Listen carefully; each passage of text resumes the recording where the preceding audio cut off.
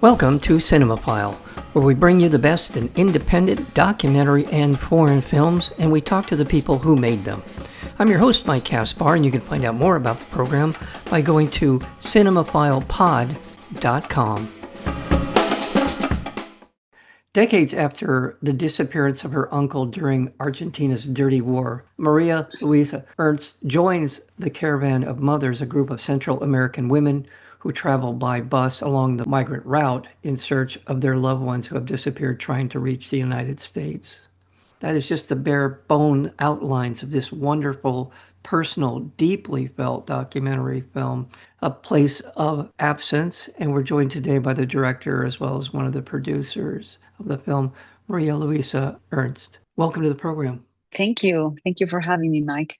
Like I said in the introduction, this is really a deeply personal film and very moving on many different levels. There's certainly the personal level, but there's kind of the political level, the lack of any sort of accountability. And as I was watching the film, something kind of came to me that I don't know if it's appropriate or if it's germane to what you did here, but it reminded me an awful lot of here in North America, the United States, the indigenous peoples' Trail of Tears. There's something that resonates across the many, many decades since we here in North America, in the United States, have seen this level of inhumanity and desperation, if you will. And it's reflected in this film. Is that an appropriate way to frame this I journey? will say definitely they are desperate and then have a lot of grief. But what I want to highlight in the film is their strength You're and right. how they overcome grief and deep trauma. And it's a way, I think women, that's what we do when we're in deep pain. We don't go and make wars. We go and get together, we help each other, and then they create better outcomes for themselves. You know, they have found a lot of disappear migrants in this way, and they definitely support each other. And it's clear in the film how incredible they are and how they inspire me. And this has been a very long journey, many years on the making. I think is 11 now. Since the first time I travel with them in the caravan of mothers, and I think I was inspired by their strength and their endurance. You know, that Yeah. sometimes they're searching for decades for their loved ones, and they don't stop. And I don't think I would have been able to make this film without them being part of my film.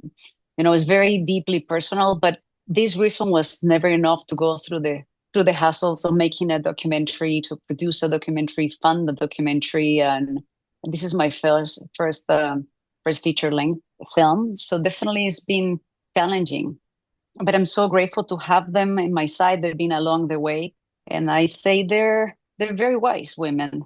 They're very, very wise, very invisible. They're sort of invisible people that they were just in their house making cooking, doing those home tasks, and then their children disappear and they have to empower themselves. Anita Celaya, one of my main participants, she founded COFAMIDE, an organization of families of missing migrants in El Salvador. She's learned so much. She's spoken the Mexican Senate. She came to the United States. She's just such an amazing person. I wouldn't say they're like well, they are sad, obviously, but they're very empowered. I think my reference, and that was a little clumsy, my reference has to do with the people who are migrating from the South to North America looking for for better opportunities to provide for their family. That's the part of this journey. What you're describing is absolutely accurate. These women are amazingly resilient, so supportive of each other, and so brave, as you said, as you were talking about, so brave in the face of either it's indifference or it's hostility or just not being able to find out things that are so fundamental into their lives. The group that we see in the film are, as you just described, so supportive of one another. And what has to be such a daunting, psychologically daunting thing for them to be undertaking. I want to talk about the many reasons why we find people going back to the history of South America back in the 60s and 70s, the trauma that was brought on by the politics of that era, and how it deeply affected your own family. Yeah, I mean, during those times that you mentioned, there were a lot of military dictatorships, mainly supported by the United States in that era. During the dirty wars, they didn't want they want to make sure communists or socialists don't make into power. So they founded militaries that want to make coup d'etats, I think that's the name in English. And these militaries killed and make disappear a lot Hmm. of humans. And this happened across the Americas, happened almost in all the countries in Latin America. So if you have a different way of thinking ideologically, where you were just not even killed, you were disappeared. That's when the term disappeared starting to be used. Hmm. To be a disappeared person is your family members didn't know what happened to you. You don't know, you don't have their bodies.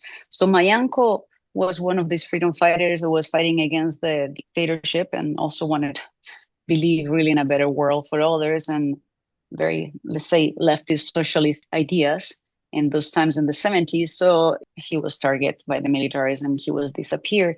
And my mother didn't know what happened to him for 30 years, didn't know his whereabouts. And this is a trauma that is being carried along, I think, all the Americas. And now with the disappearance of migrants, I start calling them desaparecidos too. So this is part of the history of Latin America. But now I will say this is not just the Latin American history that it used to be, is the history of the Americas in general.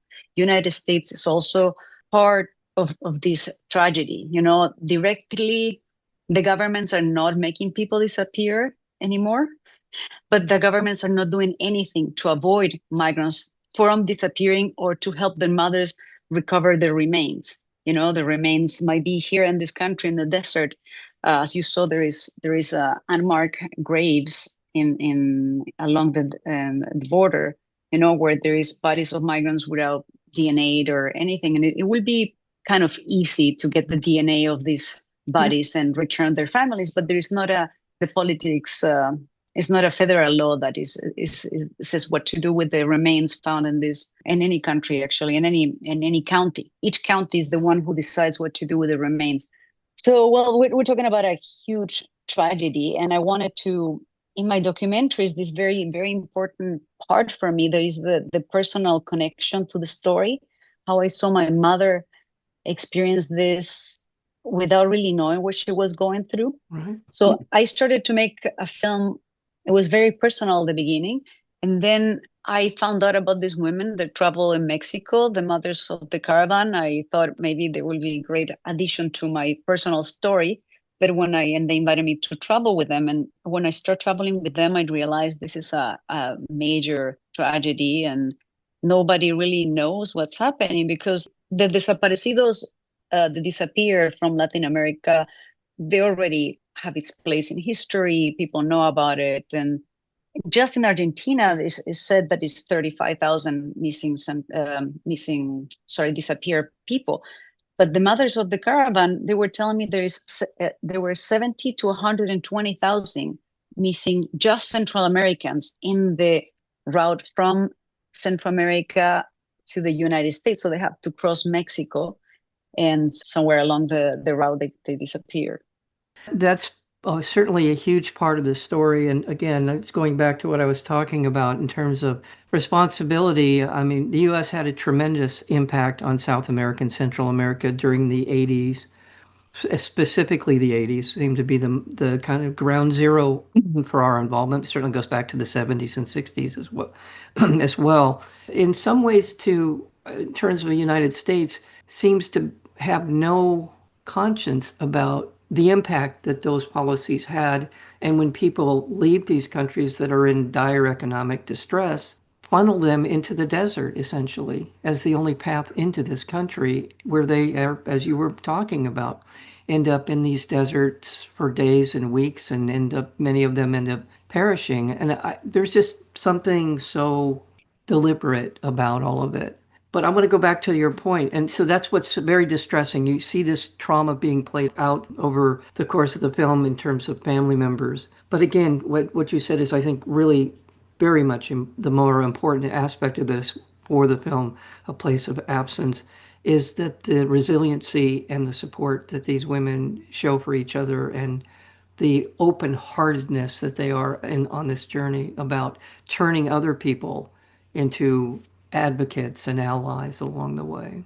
It's Yes, beautiful. Mina, I wanted to make a film that is it is not an issue-based film. So Right. I'm not talking about politics in the film. I'm more interested about the the human experience of ambiguous loss. How do you Yeah. experience this loss that is not real because you don't really know if the loved one is there alive. You can't really start mourning them. So I was interested in talking about universal experience of Mhm. ambiguous loss through the stories of Anita and Leticia, these two mothers that have loved ones disappears, but also through my own Family. mother and my Yeah. personal story. So my idea was to be as honest as they had been with me.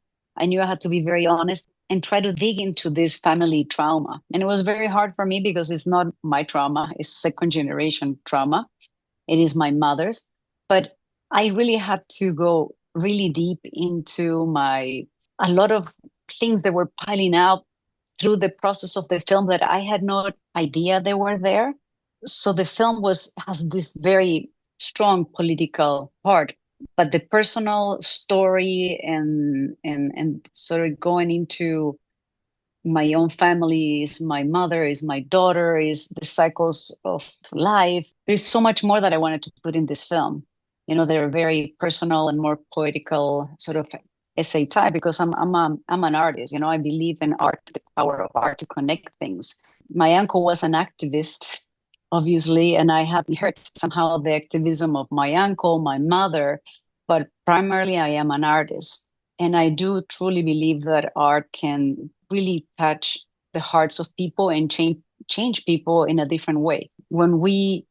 I feel when you watch a film and you are experiencing what other people are experiencing and really connecting to their lives, I feel there is something like a magical, I don't know how to call it, but it's definitely something happening in the moment that you're experiencing those emotions. And the film is very, very emotional, as a lot of emotions happen while you see it, while you watch it.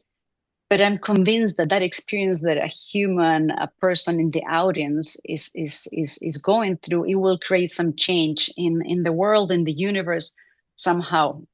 But I'm also want laws of the United States to change. I want to help the mothers. I have a very important impact campaign planned for the film. We're still raising the funding to make it, but we want to create a memorial, a leading memorial for the missing Central Americans. You saw the film how trees are very important in my film, and they're Thank very you. the Yes. interconnectedness Yeah. of Yeah. of humans and the so the memorial is going to consist in trees. We want to give trees and tree seedlings during our impact campaign.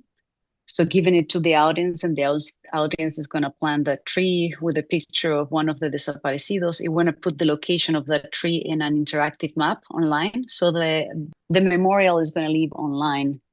So that's one of the ideas that I have. Just want to remind our listeners that A Place of Absence is going to be screening at Doc NYC during the what I consider to be the premier documentary festival of the year. Congratulations on being there.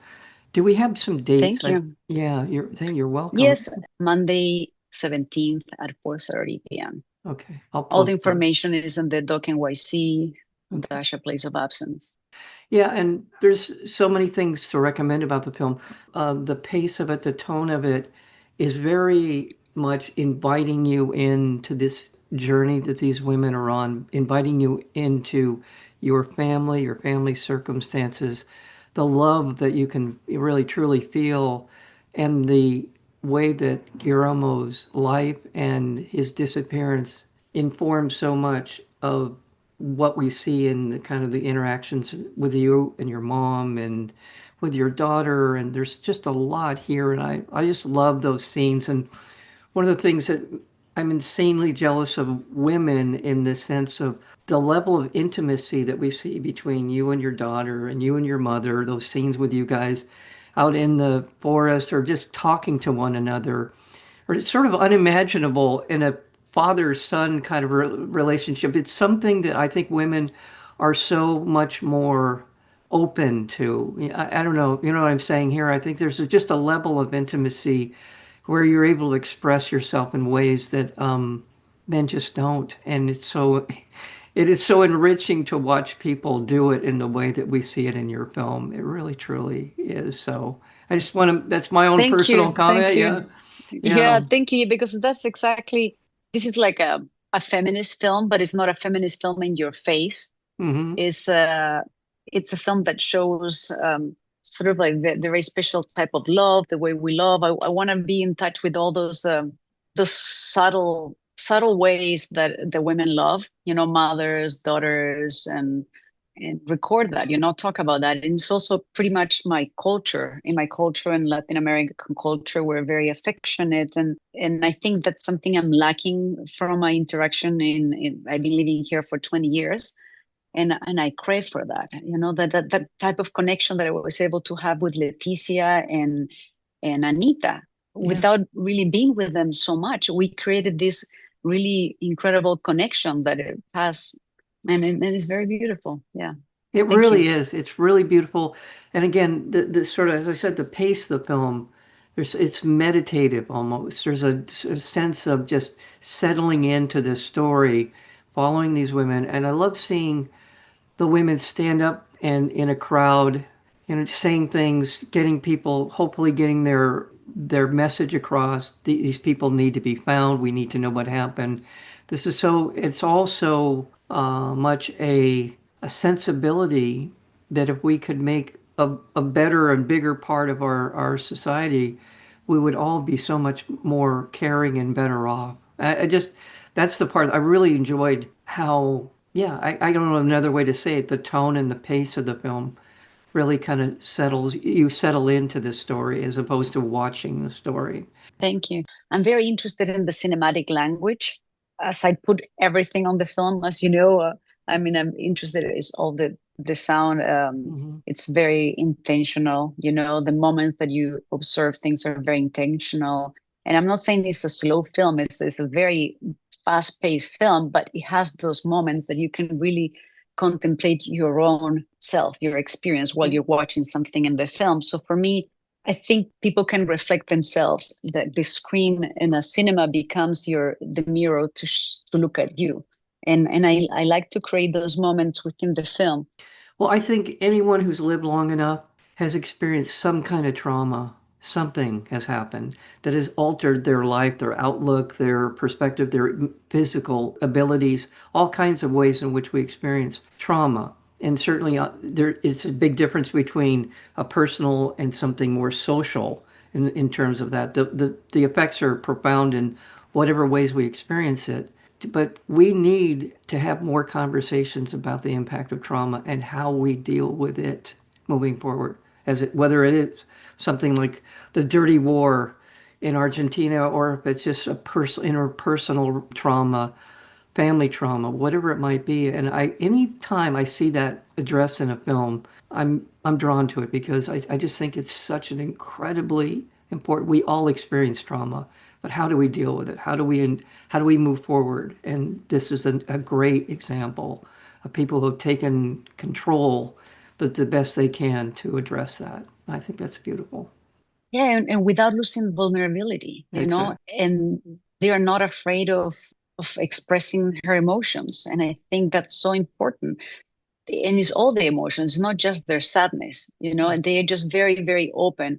And I think that is something I didn't have from my mother, from whatever reason. I mean, she had her reasons. Definitely, she was also part of the resistance, and she could be made disappeared if we knew something about it, if this information got leaked. So she kept a lot of information for herself. And also, she didn't want us to suffer and see her own suffering.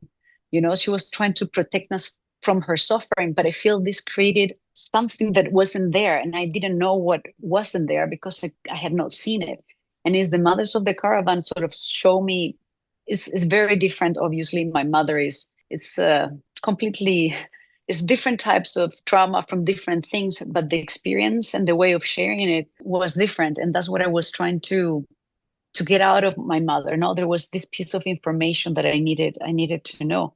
And I think is this part of, I was just watching the film again, and is this part that my mother says, and I forgot.